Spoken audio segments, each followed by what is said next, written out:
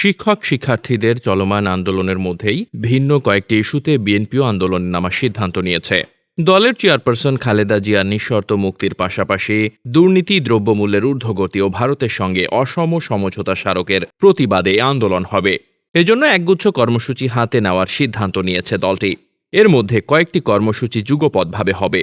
খালেদা জিয়া নিঃশর্ত মুক্তির দাবিতে ঢাকা ও ঢাকার বাইরে মহানগর ও জেলা সদরে 3 দিনের সমাবেশ কর্মসূচি শেষে গত সোমবার রাতে বিএনপির স্থায়ী কমিটির ভার্চুয়াল বৈঠকে এসব সিদ্ধান্ত গ্রহণ করা হয়। জানা গেছে, বৈঠকে দেশের বিদ্যমান পরিস্থিতিতে জেলা, মহানগর ও উপজেলা পর্যায়ে গণ অনশন, স্বেচ্ছা কারাবরণ সহ কয়েকটি কর্মসূচি নিয়ে আলোচনা হয়। আর প্রাথমিকভাবে লিফলেট বিতরণ, সমাবেশ ও মিছিলের কর্মসূচি দেওয়ার নীতিগত সিদ্ধান্ত হয়।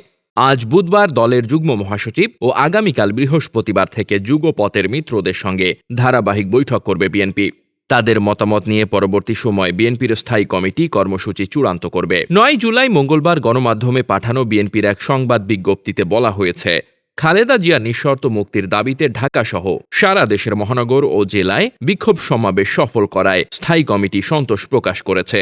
এই ইস্যুতে পরবর্তী কর্মসূচি নির্ধারণের জন্য ভারপ্রাপ্ত চেয়ারম্যান সংশ্লিষ্ট নেতাদের সঙ্গে আলোচনা করে সিদ্ধান্ত নেবেন।